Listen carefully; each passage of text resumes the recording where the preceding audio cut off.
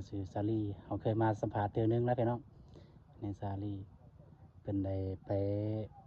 เฮ็ดเวียกส่งแห้งว่าซั่นซะส่งเงินส่งเงินว่าซั่นซะนี่แหละพี่น้อง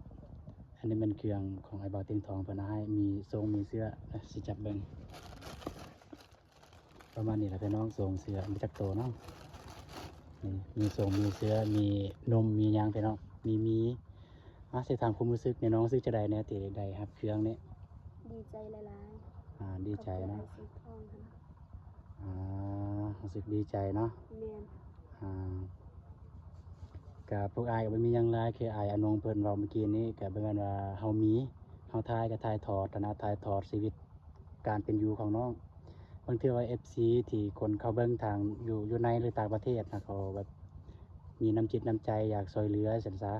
ก็ทางทีมงานเฮาก็พร้อมเป็นสะพานบุญให้ซั่นนะแต่ก็บ่แม่นว่าสิฝากความหวังอันนี้ก็น้องก็อย่าตามความหวังนะแต่พวกอายก็จะได้มาอีกนะเนาะชีวิตคนเฮาเลือกเกิดบ่ได้พี่น้องเอ้ยแต่ว่ามื้อนั้นก็บ่ได้ถามรายละเอียดกับน้องเรื่องก็คือในครอบครัวพวกน้องมีจักคนแท้เก้า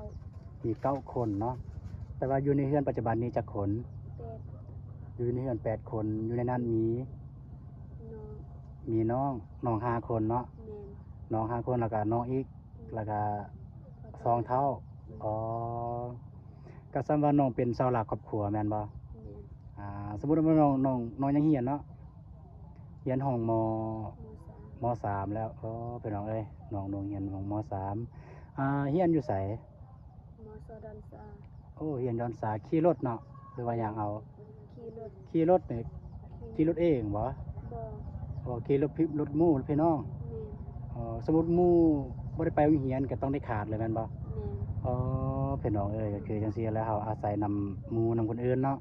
เวลาหมู่บ่ได้ไปโรงเรียนเฮาก็ต้องได้ขาดนำเพราะเฮาบ่มีรถเนาะ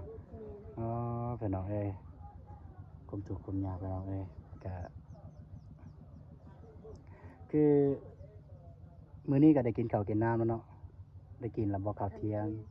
ยังบ่ทันได้กินแต่ข้าวข้าวเช้าพี่น้องเอ้ยน้องกินแต่ข้าวเช้าพี่น้องนี่เรือนซานบ้านสองเพิ่นประมาณนี้พี่น้องความทุกข์ความยากอันนี้เป็นห้องครัวป่ะห้องครัวพี่น้องเอ้ยน้อยๆพี่น้องเอ้ยได้บ่เม็ดหนึ่งเม็ดป้ายพี่น้องห้องครัว